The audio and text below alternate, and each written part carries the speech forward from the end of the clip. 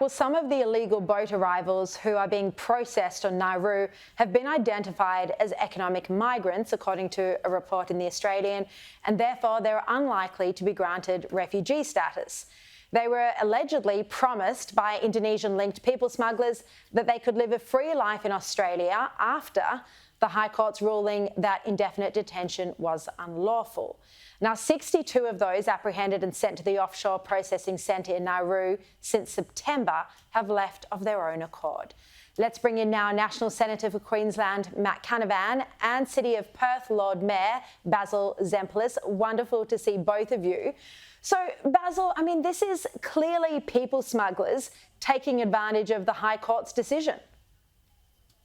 And no doubt about that. And we've heard many, many times, haven't we, that the people smugglers, they are not in the sort of business where they are hoping to be judged by the high morality or standards that exist largely around the world. They're making their own arrangements based on openings that they can see. If they can see a weakness, they're going to try and exploit that weakness. And so we know that these boats typically arrive when a weakness has been sensed. There's no other reason for them suddenly arriving. And so it's a situation that we understand needs very strong and decisive action and a very clear message to be sent.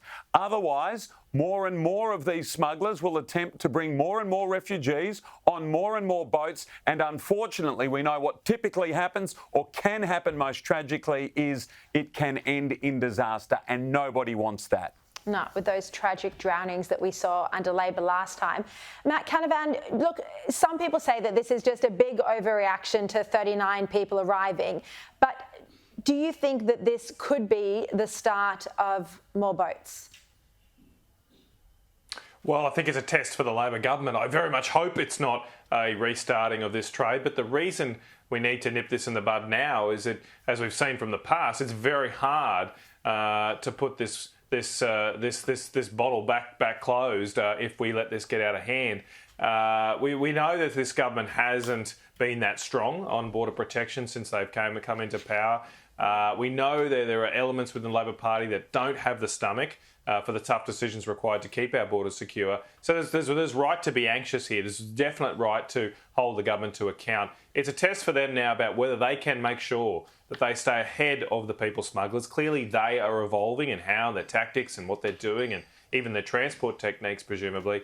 And so the Labor government here now has to respond, because we don't want our coastal border to become anything like the Mexican border in the US or the Mediterranean in Europe. We should thank our lucky stars that Tony Abbott and Scott Morrison over the last 10 years closed our border, and we just got to keep it closed now. Yeah.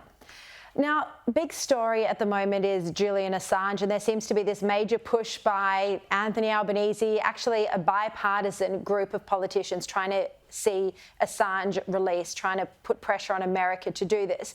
But we've just heard this week that UK's High Court, it's heard that Assange indiscriminately named sources and encouraged hacking with his decision to publish unredacted classified military and diplomatic documents, and that this directly put lives at risk.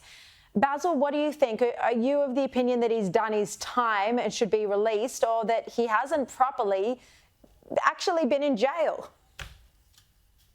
Well, he hasn't actually properly been in jail. That much is true. But we know it's a custodial sentence that he's endured for around about 10 years or so now. That does seem a long time. And I guess we ask ourselves the questions. Had he gone to court? Had he properly been tried? What sort of custodial sentence, or what sort of sentence would he have received? I'm not exonerating or suggesting that what he's suggested or guilty of having done should be waved away.